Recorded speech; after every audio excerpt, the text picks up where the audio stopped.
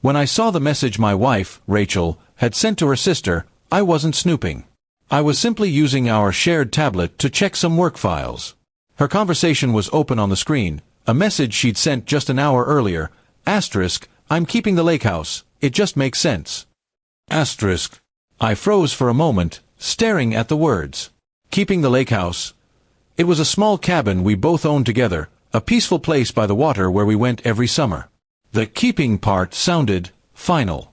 As if a decision had been made, one I hadn't been part of. For a few minutes, I just sat there, trying to make sense of it. Rachel and I had been married for 7 years. We had our differences. She loved planning everything, and I was more of a go-with-the-flow type. But lately, I had noticed she'd been distant, quiet, and often lost in thought.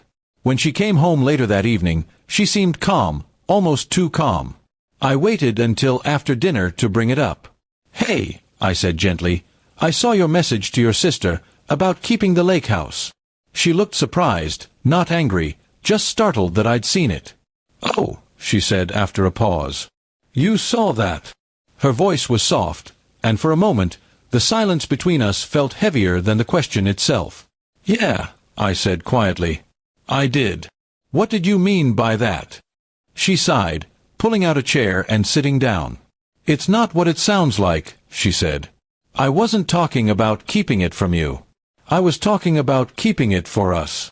I frowned, confused. "Then why did it sound like a decision?" She rubbed her forehead. "Because I've been thinking about how disconnected we've become lately. You barely take time off work, and every time I mention going to the lake, you say you're too busy.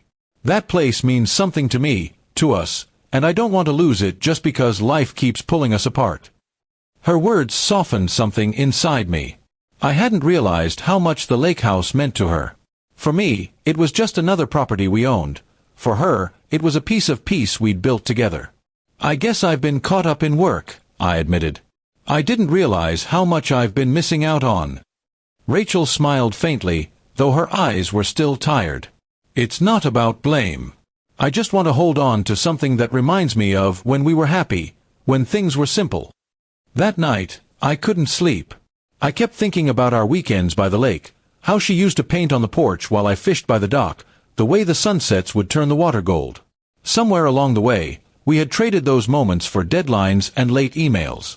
The next morning, I woke up early and made coffee for both of us.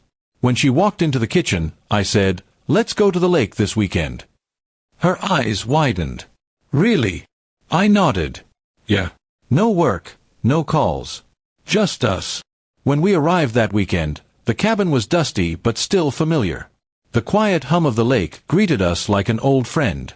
Rachel smiled for the first time in weeks as she opened the windows and let the fresh air in. I watched her move around the house, and it hit me, this wasn't just a place. It was a reminder of the version of us we had almost forgotten. We spent the whole weekend talking, cooking, and walking by the water. There were no arguments, no distractions, just two people remembering why they had fallen in love in the first place. On the last night, as the stars shimmered above the lake, she leaned on my shoulder and whispered, "I'm glad you came back here with me." I looked at her and smiled.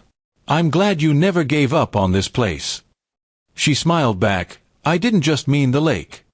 That moment said more than words could.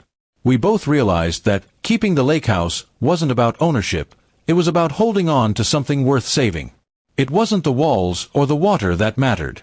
It was what they represented, time, love, and the quiet effort to keep something alive even when it starts to fade. In the end, Rachel was right. Keeping the lake house did make sense. But not because it was a house. It was because it had become a symbol of us finding our way back home.